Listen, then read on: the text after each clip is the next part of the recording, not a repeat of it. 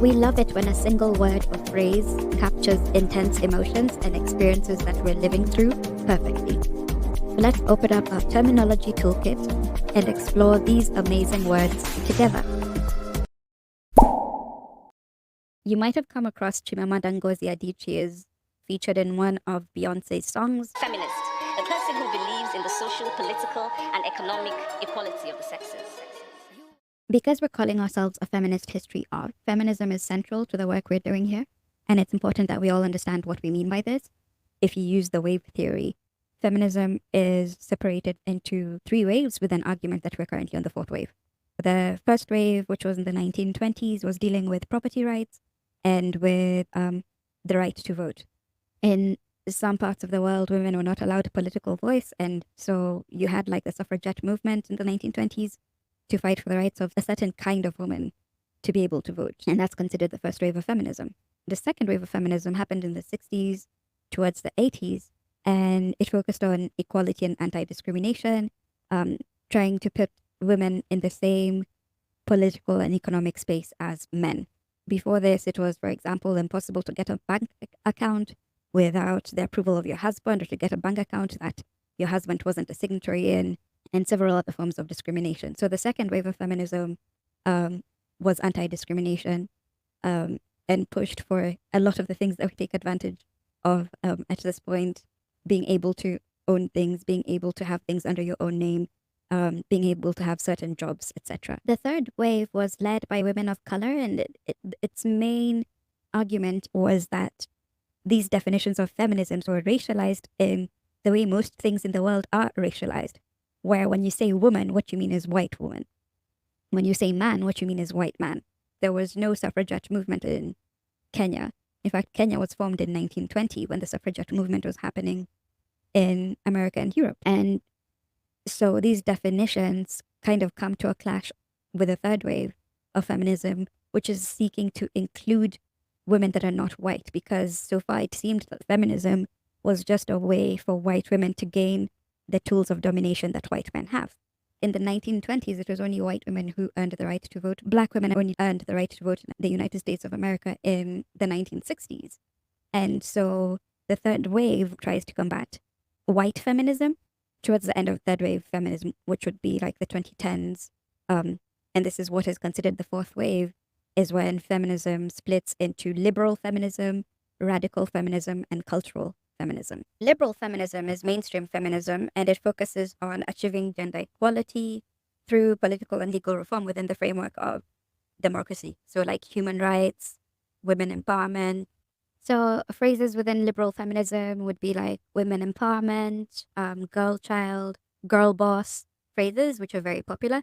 Liberal feminism is definitely the type of feminism you've come across when you start your journey into feminism. It seeks equality within existing social structures.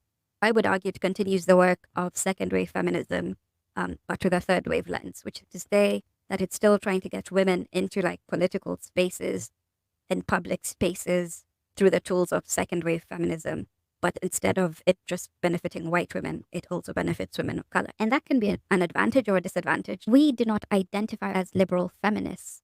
We do not like the structure of the world as it is now. And that's our main argument against liberal feminism. It's giving the master's tools will never dismantle the master's house. The framework of choice feminism, which is this liberal feminist idea that feminism is about the woman's right to choose, so she can choose to be a housewife or a girl boss, is not a useful frame for what we are trying to achieve within feminism. But we'll probably get into that in a separate video about choice feminism. Radical feminism emphasizes the patriarchal roots of inequality between men and women, especially the social domination of women by men.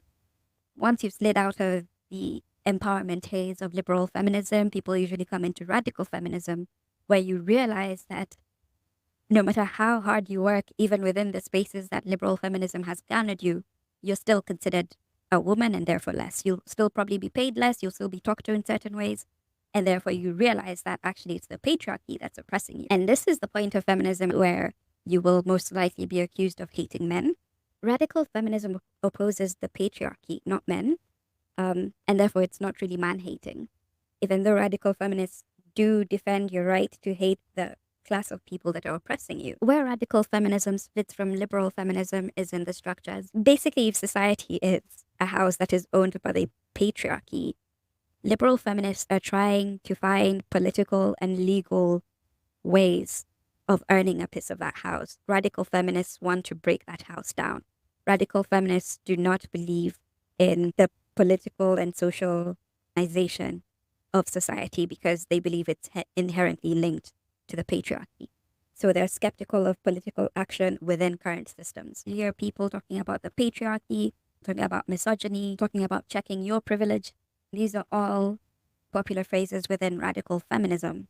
And if you look at Chimamanda's definition of feminist, it's giving liberal feminist. However, radical feminists would argue that equality is not equity, and there's a huge difference between those two. Maybe we'll go into it in another video. Radical feminists spend a lot of time analyzing the way power and domination is weaponized against women. If we go back to the analogy of society as a house owned by the patriarchy, the liberal feminist wants to stake some claim to the house. The radical feminist wants to demolish the house. The cultural feminist is designing a commune where free from the patriarchy that's devoid of domination, devoid of power, and devoid of oppression. That means looking at gender, looking at the violence of capitalism, looking at abolition instead of imprisonment and punishment, looking at sexuality as a spectrum, moving away from all the systems of domination that are put in place to oppress you. It becomes important to start imagining different. Cultural feminists are also very keen on not creating an oppressive culture, and that opens definitions of like terms like woman, looking at gender and looking at sexuality with a wider spectrum, which allows more people into the community than just biological women. Maybe we should get into that in another video. So as a feminist history of, we're hoping to grow within radical feminism and cultural feminism.